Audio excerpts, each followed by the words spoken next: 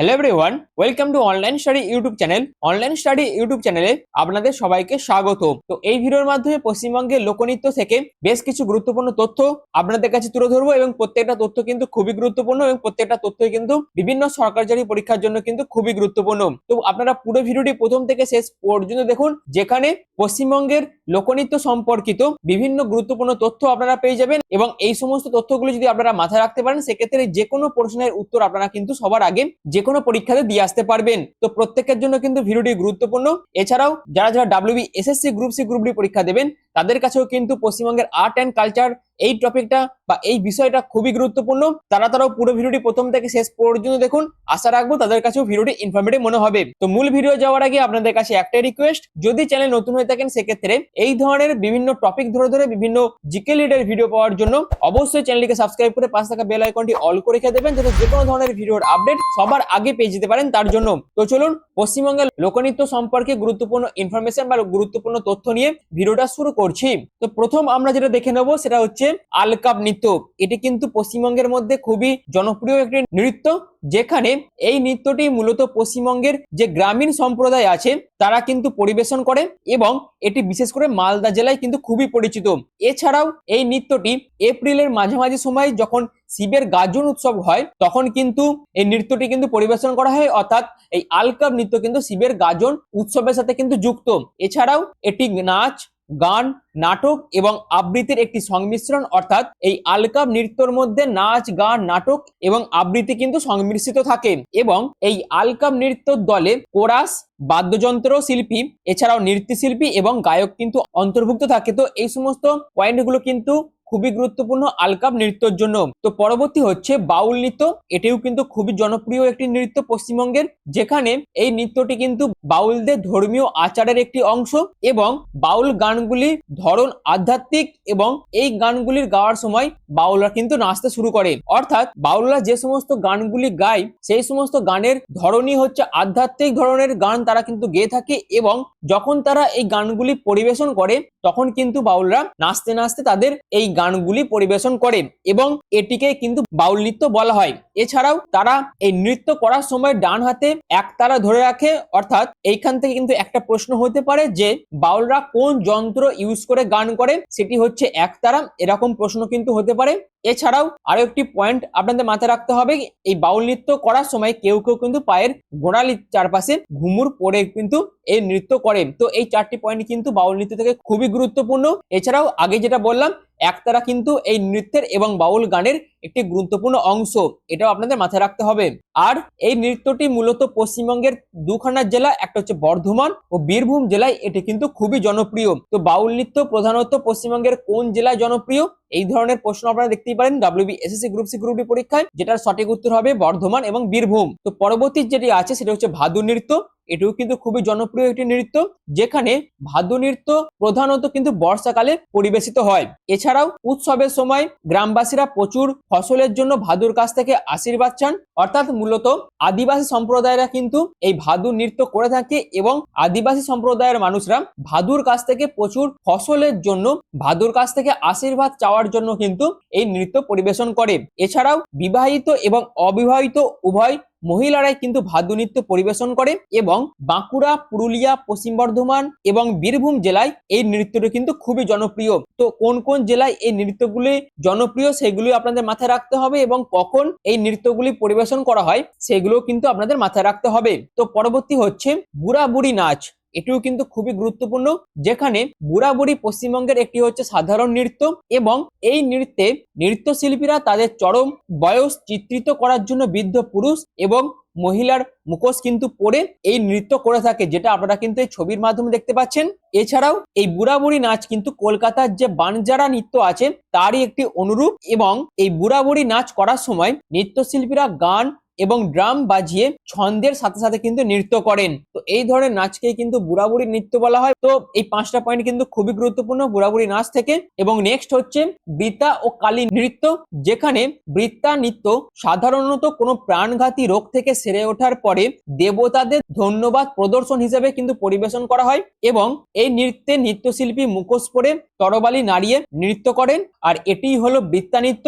এবং কালী নৃত্য হচ্ছে কালী নাচ, অর্থাৎ দেবী কালীকে উৎসর্গ করা একটি নৃত্য, যেখানে এই কালী নৃত্যের মধ্যে নৃত্যশিল্পী একটি কালো মুখোশ পরলেন, যা দেবী কালীকে তার বৈশিষ্ট্যযুক্ত রক্ত লাল জিহ্বার সাথে কিন্তু চিত্রিত করে এবং ড্রামের তালে তালে কিন্তু এই নৃত্য পরিবেশন করা হয়। তার জন্যই কিন্তু এই নৃত্যের প্রধান বাদ্যযন্ত্র হচ্ছে ড্রাম। তো বৃত্তা ও কালী নৃত্য থেকে এই কটা পয়েন্টস কিন্তু খুবই গুরুত্বপূর্ণ, যদি আপনারা মাথায় রাখতে পারেন সেক্ষেত্রে এখান থেকেও বিভিন্ন প্রশ্নের সঠিক অ্যান্সার আপনারা কিন্তু করে আসতে পারেন। তো নেক্সট হচ্ছে ছৌ নৃত্য, ভেরি ভেরি ইম্পর্টেন্ট একটি নৃত্য পশ্চিমবঙ্গের জন্য, এবং পশ্চিমবঙ্গের যে কোনো সরকারি পরীক্ষাতে কিন্তু এখান থেকে বিভিন্ন প্রশ্ন আগেও এসেছে এবং সামনের যে কোনো পরীক্ষার জন্য কিন্তু এই টপিকটা খুবই গুরুত্বপূর্ণ। অর্থাৎ ছৌ হচ্ছে একটি মুখোশ নৃত্য যা পশ্চিমবঙ্গের কোন কোন জেলা, একটা হচ্ছে পুরুলিয়া এবং বাঁকুড়া অঞ্চলে কিন্তু পরিবেশিত হয়, এবং এটি তিনটি শৈলীতে দেখা যায়, যেগুলি হচ্ছে বাংলার পুরুলিয়া ছৌ, ঝাড়খণ্ডের সরাইকেল্লা ছৌ এবং উড়িষ্যার ময়ূরভঞ্জ ছৌ।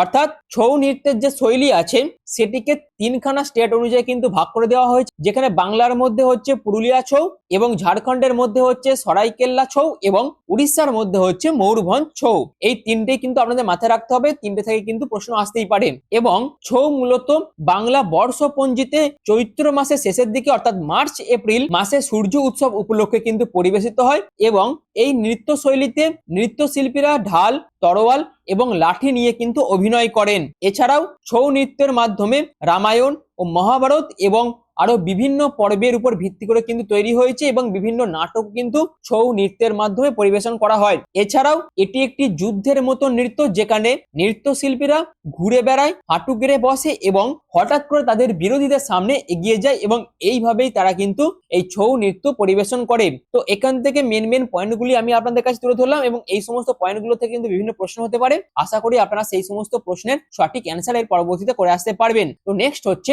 এছাড়াও ছৌ নৃত্য থেকে আরো বেশ কিছু পয়েন্টস আপনাদের মাথায় রাখতে হবে। সেটা হচ্ছে নৃত্যটি একটি বৃত্তাকার অঞ্চলে পরিবেশিত হয়, যার চারপাশে সঙ্গীত শিল্পীরা বসেন এবং সঙ্গীত পরিবেশন করেন। এছাড়াও এই নৃত্যে ব্যবহৃত প্রধান বাদ্যযন্ত্রগুলি হচ্ছে ড্রাম এবং সানাই। অর্থাৎ এখান থেকে একটি প্রশ্ন হতে পারে, সেটা হচ্ছে ছৌ নৃত্যে ব্যবহৃত বাদ্যযন্ত্রগুলি কি কি। তো সঠিক উত্তর হবে সেক্ষেত্রে ড্রাম এবং সানাই। এছাড়াও পুরুলিয়া ছৌ নৃত্য কিন্তু UNESCO world heritage list of ডান্সেসের তালিকাভুক্ত হয়েছে, এটা ধরেও কিন্তু প্রশ্ন হতে পারে। তো এই ছিল ছৌ নৃত্য সম্পর্কিত বেশ কিছু গুরুত্বপূর্ণ পয়েন্টস, যেগুলি আমি আপনাদের কাছে তুলে ধরলাম। তো এর পরবর্তী হচ্ছে ছোকরা নৃত্য। অর্থাৎ এই নৃত্যটি তরুণরা আলকাপ গানে মহিলাদের ভূমিকা পালন করে, এবং এই নৃত্যটি একটি উন্মুক্ত মাঠে ক্যানোপির মঞ্চে কিন্তু পরিবেশন করা হয়, এবং এটি একটি সরকার দ্বারা কিন্তু পরিচালিত হয়, এবং সঙ্গীত শিল্পীরা মঞ্চের পাশে বসে নৃত্যের জন্য সঙ্গীত সরবরাহ করেন। আর এই নৃত্যে মেয়েদের পোশাক পরিহিত অল্প বয়সী ছেলেরা কিন্তু অংশ নেয়। তো এই কটা পয়েন্টস কিন্তু ছোকরা নৃত্য থেকে খুবই গুরুত্বপূর্ণ, এবং অল্প বয়সী ছেলেদের পাশাপাশি প্রাপ্তবয়স্ক শ্রোতাদের জন্য গভীর রাতে পরিবেশনা অনুষ্ঠিত হয়। এছাড়াও রাধা এবং কৃষ্ণের গল্প এই নৃত্যশৈলীর একটি জনপ্রিয় থিম। তো এই শেষের পয়েন্টটা কিন্তু খুবই গুরুত্বপূর্ণ, যেখানে পরীক্ষাতে প্রশ্ন আসতে পারে ছোকরা নৃত্যের জনপ্রিয় একটি থিম কি, সেটা হচ্ছে রাধা এবং কৃষ্ণের গল্প।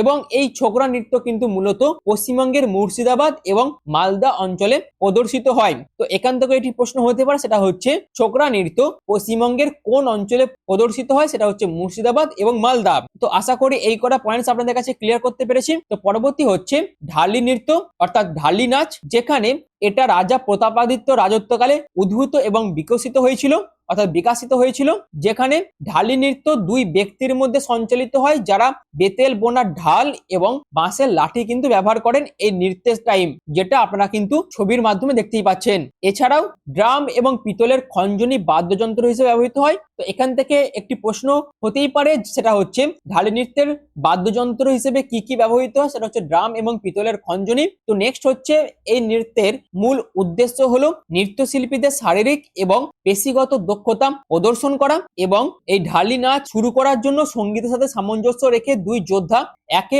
অপরের মুখোমুখি হন, এবং তারপরে দাঁড়িয়ে বা হাঁটু গেড়ে তাদের আক্রমণ এবং পাল্টা আক্রমণ শুরু করে তারা তাদের ঢালি নাচ কিন্তু প্রদর্শন করে। এবং এই ঢালি নৃত্য সাধারণত পশ্চিমবঙ্গের লোক মেলায় কিন্তু আয়োজন করা হয়। তো ঢালি নৃত্য কোন মেলায় আয়োজন করা হয়? সাধারণত পশ্চিমবঙ্গের লোক মেলায় কিন্তু ঢালি নৃত্য প্রদর্শন করা হয় বা আয়োজন করা হয়। তো এই কটা পয়েন্টস ঢালি নৃত্য থেকে কিন্তু খুবই গুরুত্বপূর্ণ। আশা করি এটা আমি আপনাদের কাছে ক্লিয়ার করতে পেরেছি। তো এর পরবর্তীতে হচ্ছে ফকির নাচ। এটা কিন্তু খুবই গুরুত্বপূর্ণ একটি বিষয়, যেখানে এই নৃত্যটি মাদার পীরের অনুসারীরা তার মৃত্যুবার্ষিকী উপলক্ষে পরিবেশন করেন এবং ভক্তরা লম্বা আলগা পোশাক পরে চৈত্রের শেষে মূলত মার্চ এপ্রিল মাসে পীরের সমাধিতে জড়ো হয়ে মোমবাতি ও ধূপ জ্বালান এবং এই ফকির নাচ পরিবেশন করে থাকেন। এছাড়াও লাল রঙের একটি বাঁশ যার উপরে চামর অর্থাৎ ফ্লাই হুইস্ক থাকে এবং সেটিকে পীরের প্রতীক হিসেবে তারা কিন্তু উৎসর্গ করেন। এছাড়াও আরো একটি পয়েন্ট আছে, যেটা হচ্ছে একজন ভক্ত তার কাঁধে বাঁশ বহন করেন এবং অন্যান্য ভক্তরা তাকে কিন্তু অনুসরণ করেন এবং এই ফকির নাচের সময় তারা কিন্তু পায়ের গোড়ালির চারপাশে ঘন্টা পরে থাকেন। এছাড়াও আরো একটি পয়েন্টস হচ্ছে, সেটা হচ্ছে পীরকে উৎসর্গ করার জন্য একটি আগুন জ্বালানো হয় এবং তার উপর মাংস পোড়ানো হয় এবং সর্বশেষ হচ্ছে ভক্তরা আগুনের চারপাশে নৃত্য করে এবং সঙ্গীতের তালে তালে মাথা নাড়ায়। তো আশা করি এটা আমি আপনাদের কাছে ক্লিয়ার করতে পেরেছি। তো এর পরবর্তীতে হচ্ছে গাজন নৃত্য। এইটুকু কিন্তু খুবই গুরুত্বপূর্ণ।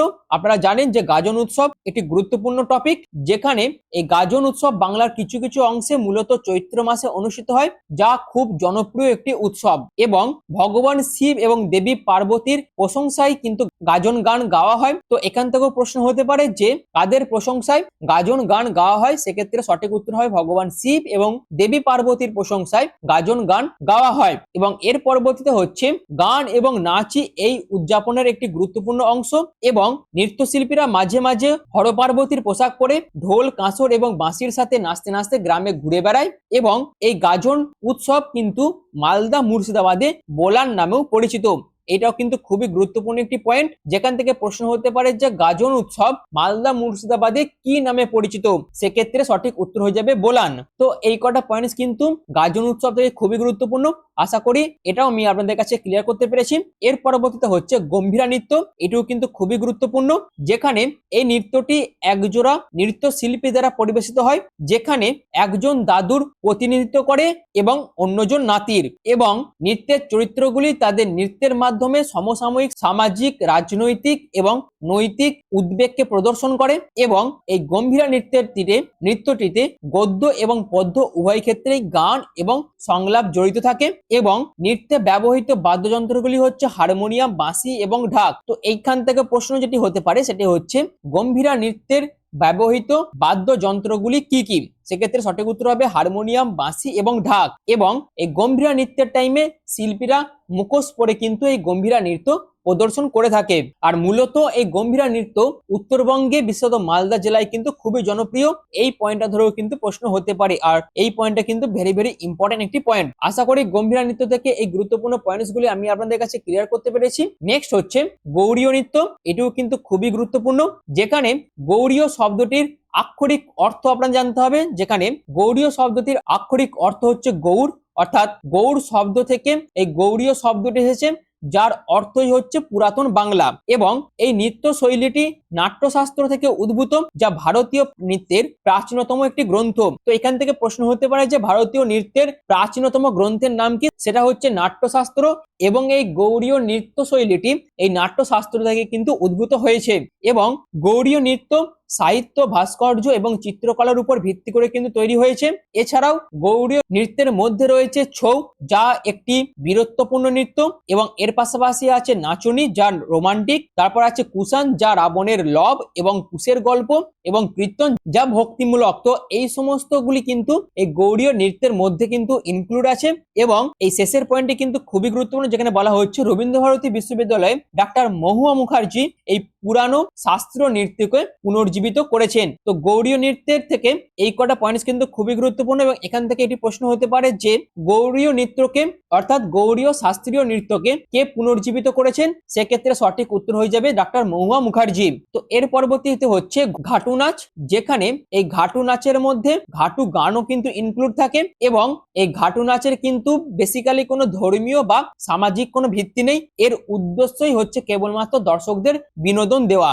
এবং এক বা একাধিক কিশোর ছেলে মেয়ে একই পোশাক পরে এই নৃত্যটি পরিবেশন করে, যা হচ্ছে এই নৃত্যের প্রধান আকর্ষণ। এবং ঘাটু গান সাধারণত রাধা এবং কৃষ্ণের গল্পের উপর ভিত্তি করে তৈরি করা হয়। এবং এই ঘাটু নাচ করার টাইমে একজন ঘাটু গান গেয়ে থাকে এবং অন্যরা কিন্তু সেই গানের তালে তালে নৃত্য করে থাকে। আর এই ঘাটু নাচের প্রধান বাদ্যযন্ত্র কি কি, সেটা হচ্ছে ঢোল, খঞ্জনি এবং বাঁশি এবং সারিন্দা। আর এছাড়াও আজকাল হারমোনিয়ামও কিন্তু ঘাটু নাচ এবং ঘাটু গানের সময় ব্যবহার করা হচ্ছে। তো ঘাটু নাচ থেকে এই কটা পয়েন্টস কিন্তু খুবই গুরুত্বপূর্ণ, আশা করি আপনাদের কাছে ক্লিয়ার করতে পেরেছি। তো এর পরবর্তীতে হচ্ছে যাত্রা, ভেরি ভেরি ইম্পর্টেন্ট একটি পয়েন্ট, যেখানে বাংলা ভাষী মানুষদের মধ্যে এটি একটি অত্যন্ত জনপ্রিয় লোকনাট্য। এবং যাত্রা শব্দটির অর্থ হচ্ছে শোভাযাত্রা। এখান থেকে একটি প্রশ্ন হতে পারে যে যাত্রা শব্দটির অর্থ কি, সঠিক উত্তর হবে শোভাযাত্রা।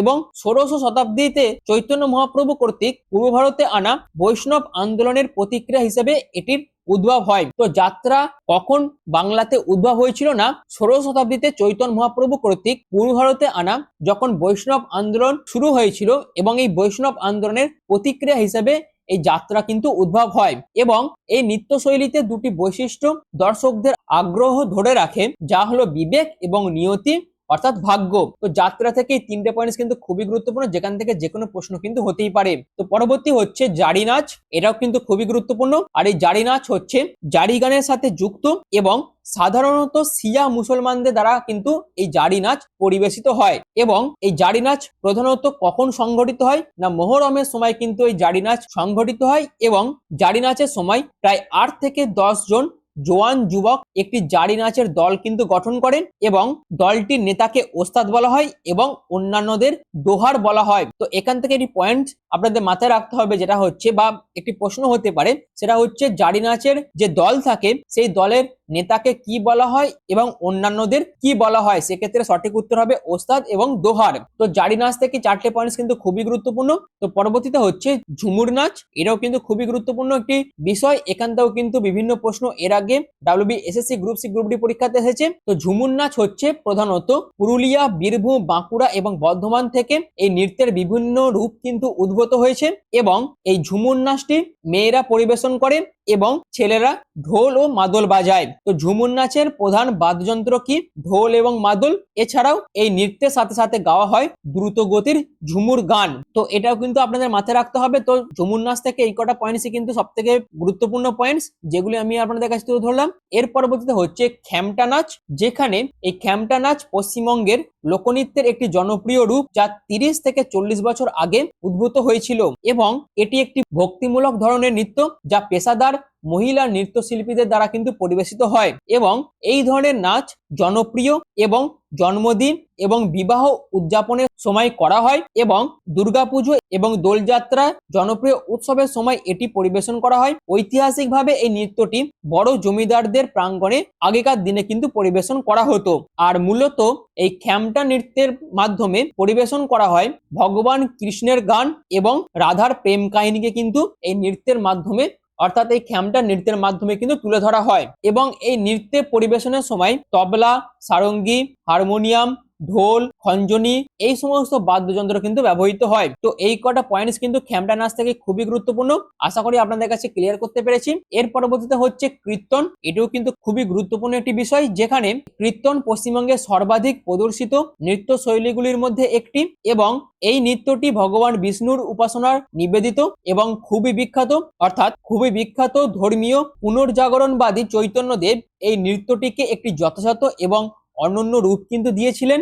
এবং এই নাচের সবচেয়ে গুরুত্বপূর্ণ বৈশিষ্ট্য হলো এটি জাতি, শ্রেণী এবং ধর্মের ভিত্তিতে কোনো বৈষম্য ছাড়াই পুরো গ্রামের সদস্য দ্বারা কিন্তু পরিবেশিত হয়। এছাড়াও নৃত্য পরিবেশন করার সময় খোল, খঞ্জনির মতো বাদ্যযন্ত্র সাধারণত কিন্তু ব্যবহৃত হয়। এছাড়াও এই কীর্তন নৃত্যটি অর্থাৎ এই নাচটি স্থানীয়ভাবে নগর কীর্তন নামেও কিন্তু পরিচিত, যেখানে যখন নাচটি গ্রামের মধ্য দিয়ে একটি শোভাযাত্রার মাধ্যমে করা হয় তখন সেটিকে নগর কীর্তনও কিন্তু বলা হয়। তো এই কীর্তন আমাদের পশ্চিমবঙ্গে বা গোটা ভারতবর্ষে খুবই প্রচলিত একটি বিষয়, প্রত্যেকেই অবগত আছেন এই বিষয়টাকে নিয়ে। আশা করি এই কটা পয়েন্টস আপনাদের কাছে ক্লিয়ার করতে পেরেছি। তো নেক্সট হচ্ছে লাঠি নাচ, এটিও কিন্তু খুবই গুরুত্বপূর্ণ, যেখানে মোহরমের সময় একদল যুবক লাঠি নৃত্য কিন্তু পরিবেশন করে। এবং এই লাঠি নৃত্য করার সময় যুবকরা ক্লোজ ফিটিং পোশাক পরে এবং মাঝে মাঝে তাদের গোড়ালির চারপাশে ঘন্টাও কিন্তু বেঁধে দেওয়া হয়। এবং এই লাঠি নাচের সময় যুবকদের হাতে প্রায় 4 থেকে 5 ফুট লম্বা বাঁশের লাঠি থাকে এবং কিছু কিছু ক্ষেত্রে তারা তরোয়াল এবং ছুরিও কিন্তু বহন করে। আর লাঠি নৃত্য হলো অর্ধেক নৃত্য এবং অর্ধেক খেলাধুলার একটি অংশ। তো লাঠি নৃত্য থেকে এই কটা পয়েন্টস কিন্তু গুরুত্বপূর্ণ। নেক্সট হচ্ছে পুতুল নাচ। এটিও কিন্তু খুবই গুরুত্বপূর্ণ এবং খুবই পুরাতন একটি বিষয়, যেখানে পুতুল নাচে 3 ধরনের পুতুল রয়েছে, যেমন রড পুতুল, তারের পুতুল এবং গ্লাভস পুতুল। ফার্স্ট পয়েন্টটাই খুবই গুরুত্বপূর্ণ একটি পয়েন্টস, এবং এই 3 ধরনের পুতুল বিভিন্ন পুতুল নৃত্য সম্পাদন করতে কিন্তু ব্যবহৃত হয়। এছাড়াও পুতুল শিল্পী তারের পুতুলগুলিকে তার দিয়ে চালিত করে যাতে পুতুলগুলিকে নাচতে দেখা যায়, এবং সঙ্গীত শিল্পীরা যখন তাদের ঢোল, খঞ্জনি এবং বাঁশি বাজায় এবং গান গায় তখনই কিন্তু এই পুতুল নৃত্য পরিবেশন করা হয়। এবং রড পুতুল এবং তারের পুতুলগুলি সাধারণত রাধাকৃষ্ণ এবং রাম সীতার গল্পের উপর পালা গান বা আখ্যান নাটক উপস্থাপনের জন্য কিন্তু ব্যবহৃত হয়। তো এই কটা পয়েন্টস কিন্তু খুবই গুরুত্বপূর্ণ।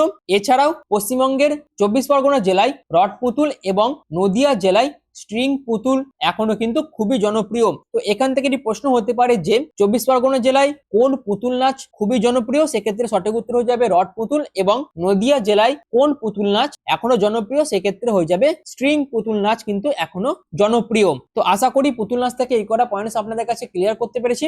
এছাড়াও আরো বেশ কিছু পয়েন্টস আপনাদের মাথায় রাখতে হবে পুতুল নাচ থেকে, সেটা হচ্ছে গ্লাভস পুতুল নাচ হলো একটি পুরুষ মহিলা জুটি, এবং পশ্চিমবঙ্গের পূর্ব এবং পশ্চিম মেদিনীপুর এবং বর্ধমান জেলার কাহার শ্রেণীর কিছু লোক পুতুল নাচের মাধ্যমে কিন্তু জীবিকা নির্বাহ করে। তো এই শেষের পয়েন্টটা খুবই গুরুত্বপূর্ণ, যেখানে প্রশ্ন হতে পারে যে পশ্চিমবঙ্গের পূর্ব পশ্চিম মেদিনীপুর এবং বর্ধমান জেলার কোন শ্রেণীর মানুষরা এখনো পুতুল নাচের মাধ্যমে জীবিকা নির্বাহ করে, সেক্ষেত্রে হচ্ছে কাহার শ্রেণীর মানুষরা কিন্তু এখনো পুতুল নাচের মাধ্যমে জীবিকা নির্বাহ করে। তো এই ছিল পুতুল নাচ সম্পর্কিত বেশ কিছু ইনফরমেশন। তো নেক্সট হচ্ছে রাভা নৃত্য, যেখানে এই নৃত্যটি রাভা সম্প্রদায়ের মহিলাদের দ্বারা কিন্তু পরিবেশিত হয়, এবং রাভা নৃত্যগুলি ছন্দময় এবং সুরেলা সঙ্গীতের সাথে সাথে কিন্তু পরিবেশিত হয়। এবং এই রাভা নৃত্যের থিমগুলি দৈনন্দিন জীবনের কাছ থেকে শুরু করে বিভিন্ন উৎসবের আনন্দ পর্যন্ত কিন্তু পরিবর্তিত হয়। এছাড়াও আরো একটি পয়েন্ট আছে, সেটা হচ্ছে মূলত পশ্চিমবঙ্গের এই নৃত্য শৈলীটি রাজ্যের উত্তর অংশে কিন্তু খুবই পরিচিত। তো রাভা নৃত্য পশ্চিমবঙ্গের কোন অংশে খুবই প্রচলিত, সেক্ষেত্রে রাভা নৃত্য শৈলীটি কিন্তু পশ্চিমবঙ্গের মধ্যে যে উত্তর অংশ আছে অর্থাৎ উত্তরবঙ্গে কিন্তু এটি খুবই প্রচলিত। তো আশা করি রাভা নৃত্য থেকে এই কটা পয়েন্টস আপনাদের কাছে ক্লিয়ার করতে পেরেছি। তো নেক্সট হচ্ছে রায়বংশ নৃত্য, যেখানে এই রায়বংশ নৃত্যটি লাঠি নৃত্যের অনুরূপ, এবং এটি কিন্তু যুদ্ধের মতন একটি নৃত্য, এবং এই নৃত্যটি লাঠি নৃত্যের অনুরূপ একটি যুদ্ধের মতো নৃত্য। আর নৃত্যশিল্পীরা শক্তিশালী বাঁশের খুঁটি বহন করেন, যা রায়বংশ নামে পরিচিত। অর্থাৎ রায়বংশ নৃত্যের সময় যে শক্তিশালী বাঁশের খুঁটি বহন করা হয় সেটি কি নামে পরিচিত, সেটা কিন্তু রায়বংশ নামে পরিচিত। এছাড়াও তারা তরোয়াল এবং বর্ষাও কিন্তু ব্যবহার করে এই নৃত্যের সময়, এবং হিন্দু ও মুসলমান উভয়ই কিন্তু এই নৃত্যে অংশ নেয়। এটাও কিন্তু খুবই গুরুত্বপূর্ণ একটি পয়েন্টস। এছাড়াও এই নৃত্য প্রধানত পশ্চিমবঙ্গে বর্ধমান, বীরভূম এবং মুর্শিদাবাদ জেলায় কিন্তু খুবই জনপ্রিয়। তো রায়বংশ নৃত্য থেকে এই কটা পয়েন্টস কিন্তু খুবই গুরুত্বপূর্ণ, আশা করি আপনাদের কাছে ক্লিয়ার করতে পেরেছি। তো এর পরবর্তীতে হচ্ছে রবীন্দ্র নৃত্য, যেখানে এই নৃত্যটি একটি ফাইন আর্ট হিসেবে পুনর্বাসনের জন্য রবীন্দ্রনাথ ঠাকুরকে কৃতিত্ব দেওয়া হয়, যা তার শিক্ষার প্রাঙ্গণে কিন্তু শেখানো হতো। এবং শান্তিনিকেতনে তার বিশ্ববিদ্যালয় এবং পরে তার বিশ্বভারতী বিশ্ববিদ্যালয়ে তিনি রবীন্দ্র নৃত্য প্রশিক্ষণের জন্য পর্যাপ্ত সুযোগ সুবিধা প্রদান করেছিলেন। এছাড়াও ঐতিহ্যগতভাবে এই নৃত্যটি রবীন্দ্র সঙ্গীতের সাথেও কিন্তু পরিবেশন করা হতো। এই 3টে পয়েন্টস কিন্তু প্রথমত খুবই গুরুত্বপূর্ণ, এখান থেকেও কিন্তু প্রশ্ন হতেই পারে। এবং আরো বেশ কিছু পয়েন্টস আপনাদের মাথায় রাখতে হবে রবীন্দ্র নৃত্য থেকে, সেগুলি হচ্ছে রবীন্দ্র নৃত্যটি এই শৈলীটি রবীন্দ্র নৃত্য নাট্যে পরিবেশন করা হয়। এটি এক ধরনের নাটক যেখানে গান এবং নৃত্য পরিবেশনের মাধ্যমে কোনো গল্প কিন্তু বলা হয়। এছাড়াও কিছু বিখ্যাত রবীন্দ্র নৃত্যনাট্য হলো শ্যামা, চিত্রাঙ্গদা, চন্দ্রালিকা, সাবমোচন, মায়ের খেলা, বাল্মীকি প্রতিভা প্রভৃতি। এবং এছাড়াও শান্তিনিকেতনে এই শিল্পটি সংরক্ষিত রয়েছে, এবং বিশ্বভারতী বিশ্ববিদ্যালয়ের বিশিষ্ট শিক্ষকদের অবদানে দিন দিন উন্নতও কিন্তু হচ্ছে। এই কটা পয়েন্টস থেকে কিন্তু প্রশ্ন হতেই পারে, এবং রবীন্দ্র নৃত্য থেকে এই কটা পয়েন্টস কিন্তু খুবই গুরুত্বপূর্ণ। নেক্সট হচ্ছে টুসু পরব নাচ, খুবই গুরুত্বপূর্ণ, যেখানে টুসু পরব একটি মৌসুমী নৃত্য, এবং এটি শুধুমাত্র পৌষ মাসে অর্থাৎ ডিসেম্বর জানুয়ারি মাসে কিন্তু পরিবেশিত হয়। এবং এই মাসে প্রতিদিন যুবতীরা একত্রিত হয় এবং টুসু গান নামে পরিচিত গানগুলিতে নাচ করে থাকে। এবং এটি পশ্চিমবঙ্গের একটি গুরুত্বপূর্ণ উৎসবও বটে। মূলত মকর সংক্রান্তি উৎসবের প্রধান আকর্ষণ কিন্তু এই টুসু নাচ, এবং মকর সংক্রান্তির দিন লোকেরা পুকুর বা নদীর চারপাশে জড়ো হয় এবং দেবী টুসুর কাছে প্রার্থনা করার পরে লোকেরা নদী বা পুকুরের তীরে গান অর্থাৎ টুসু গান করে এবং টুসু নৃত্য পরিবেশন করে। তো প্রথমত টুসু পরব নাচ থেকে এই কটা পয়েন্টস কিন্তু খুবই গুরুত্বপূর্ণ। এছাড়াও আরো বেশ কিছু পয়েন্টস আছে, সেটা হচ্ছে বিশেষ করে অল্প বয়সী মেয়েরা ভালো বর পাওয়ার জন্য দেবী টুসুর মাটি বা গোবরের মূর্তির পূজা তারা করে থাকেন এবং টুসু গানের জন্য কোনো বাদ্যযন্ত্র কিন্তু ব্যবহার করা হয় না এবং এই টুসু নাচের মাধ্যমে গ্রামবাসীরা তাদের সমৃদ্ধির জন্য লোকদেবী টুসুর কাছে কিন্তু প্রার্থনা করে থাকে এবং প্রার্থনা জানায় এই টুসু নাচের মাধ্যমে। তো এই কটা পয়েন্টস কিন্তু খুবই গুরুত্বপূর্ণ টুসু নাচ থেকে। তো আশা করি যতগুলি আমি আপনাদের কাছে নৃত্য তুলে ধরলাম এই সবকটাই কিন্তু পশ্চিমবঙ্গের জনপ্রিয় লোকনৃত্য এবং পশ্চিমবঙ্গের যে আর্ট অ্যান্ড কালচার আছে সেই আর্ট অ্যান্ড কালচারের যে টপিক আছে সেই টপিকটার জন্য কিন্তু এই পার্টিকুলার পশ্চিমবঙ্গের লোকনৃত্য বিষয়টাও কিন্তু খুবই গুরুত্বপূর্ণ। একটার সাথে একটার মধ্যে কিন্তু ইনক্লুড আছে। আমি এর আগে দুখানা ভিডিওতে 50টা 100খানা প্রশ্ন পশ্চিমবঙ্গের আর্ট অ্যান্ড কালচার থেকে তুলে ধরেছিলাম এবং এবার থেকে পশ্চিমবঙ্গের আর্ট অ্যান্ড কালচারের যে টপিকটা আছে সেই টপিকের মধ্যে যে বিষয়গুলো ইনক্লুড আছে সেই সমস্ত বিষয়গুলি নিয়ে আরো ডিটেলসে ভিডিও এরকম ভাবে আপনাদের কাছে তুলে ধরবো, যাতে শুধুমাত্র কোশ্চেন অ্যান্সারই নয় আপনারা যাতে পুরো বিষয়গুলি বুঝতে পারেন এবং পশ্চিমবঙ্গের যে আর্ট অ্যান্ড কালচার আছে সেইগুলো যদি আপনারা খুব ভালোভাবে বুঝতে পারেন সেই রকম ভাবে প্রত্যেকটা বিষয় ধরে ধরে এবং প্রত্যেকটা টপিক ধরে ধরে ডিটেলসে ভিডিও নিয়ে আসবে পরবর্তীতে। এবং সেই সমস্ত ভিডিও পাওয়ার জন্য যদি চ্যানেল নতুন হয়ে থাকেন সেক্ষেত্রে চ্যানেলটিকে সাবস্ক্রাইব করে পাশে থাকা বেল আইকনটি অল করে রেখে দেবেন এবং এই ভিডিওটি যদি আপনাদের ভালো লেগে থাকে সেক্ষেত্রে বেশি বেশি করে শেয়ারও করে দেবেন। তো এই ছিল আজকের বিষয়। আশা করি ভিডিওটি আপনাদের কাছে ভালো লেগেছে এবং ভিডিওটি আপনাদের কাছে ইনফরমেটিভ মনে হয়েছে। তো ভিডিওটি শেষ করার আগে আপনাদের কাছে একটা ইনফরমেশন দিয়ে রাখি, যারা আমাদের টেলিগ্রাম চ্যানেলে জয়েন হতে চান তারা অবশ্যই টেলিগ্রাম চ্যানেলে জয়েন হতে পারেন, যেখানে ডেলিকার বেসিসে কারেন্ট অ্যাফেয়ার্সের শর্ট নোট থেকে শুরু করে বিভিন্ন স্টাডি মেটেরিয়াল এবং বিভিন্ন ধরনের জব নোটিফিকেশনের আপডেট থেকে শুরু করে বিভিন্ন ধরনের পরীক্ষা সংক্রান্ত বিভিন্ন আপডেট কিন্তু দেওয়া হয় এবং মান্থলি বেসিসে কিন্তু মক টেস্টও নেওয়া হয়। তো আপনারা যদি সেই সমস্ত আপডেট পেতে চান সেক্ষেত্রে অবশ্যই টেলিগ্রাম চ্যানেলে জয়েন হতে পারেন, যার লিঙ্ক কিন্তু পিন কমেন্টে দেওয়া থাকবে। আর ভিডিওটি এখনের মতন এটুকুই। পুরো ভিডিওটি প্রথম থেকে শেষ পর্যন্ত দেখার জন্য আপনাদের অসংখ্য ধন্যবাদ।